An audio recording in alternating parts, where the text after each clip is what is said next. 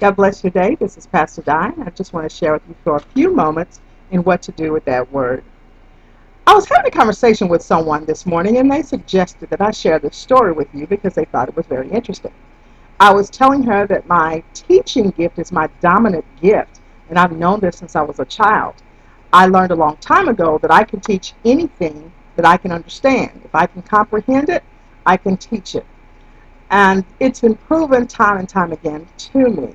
I've been teaching a long time. At 13, I was teaching an adult male class in Sunday school, and they absolutely loved the class, and so did I.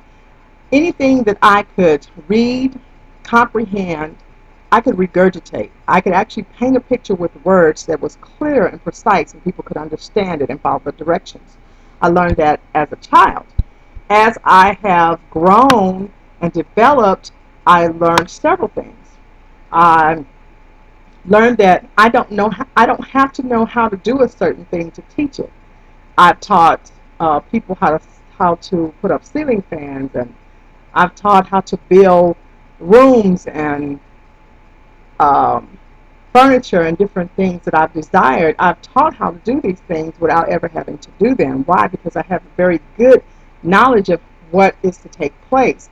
Once I read it, comprehend it, understand it, then I can paint the picture and let someone else understand it.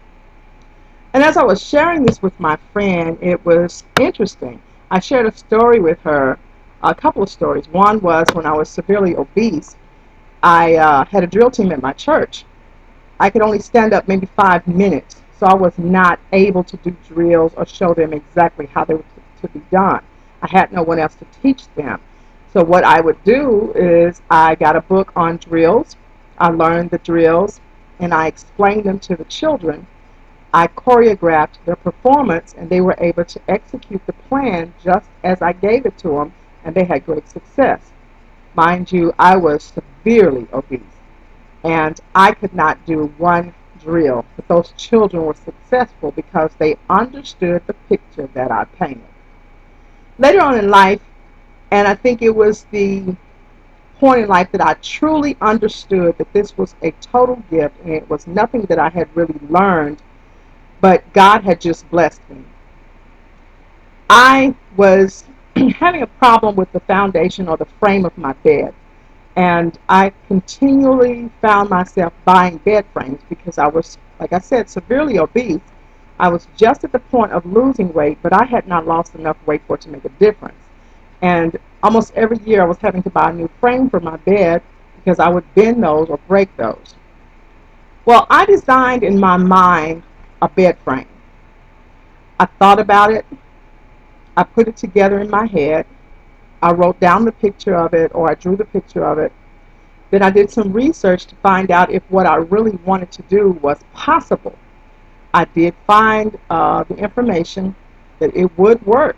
So I proceeded to go to Home Depot to pick up the items for my bed frame.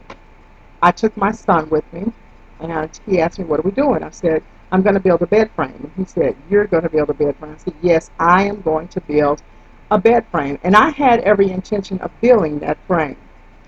I had designed it in my mind. I had figured out how I was going to put every piece together, and I knew I could do this.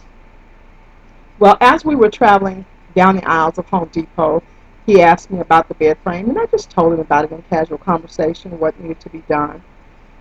We got all of our supplies, got to the house, and I remembered that I had a deadline and I needed to be somewhere by a certain time.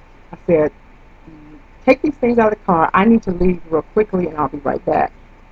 I went to take care of my business. I came back, and when I came back, I went in the house, and my bed frame was already put together.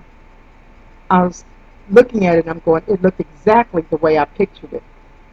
Every piece was in the place that I saw it, and it held up very well. It had the storage compartment, everything, and I was like, "How did you do this? How did you put this together like this?" He said, "It was very simple." He said, "Your vision was clear." He says, "I had no doubt of what you wanted, and I just came back and did what you wanted." And I was happy, but I was somewhat baffled. And he says, Mommy, the picture you painted me was perfect. I couldn't help but see it. He said, anybody could have done this because you painted a very clear picture. Well, that taught me a lesson that day. It taught me that if you have a vivid picture, if you have a clear picture, you can teach that to anyone that's willing to learn it. I thought about what makes a vision and what brings on division. And I realized I thought about a television and I thought about double images. I thought about cloudiness. I thought about intermittent patterns, gray areas, things that distort the vision when you're watching television. Well, that same thing can be in life. When you have a vision and it's not clear, you have a double image or a double vision. It becomes division instead of a vision. Habakkuk 2:2 says, the Lord said, write the vision, make it plain upon the tablets, that he who runs may read it. Meaning that it should be so clear that when someone is passing by, they can understand what the vision is. So if you have a vision, it should be so clear, so precise that anyone should be able to understand that vision and there be no double images, there be no gray areas. Whenever you envision something for your life, it should be clear enough for you to walk that path to get to that place. If you have a program, a church, a business, or anything, you see it, you write it, you make it clear. And when you begin the process toward that vision, when you begin to gather the help together to help you with your vision, it should be so plain and so clear that they are able to carry out the plan to the very letter. Vision-minded people are victorious people. I want to share that with you today. God bless your day and run with your vision. Thank you.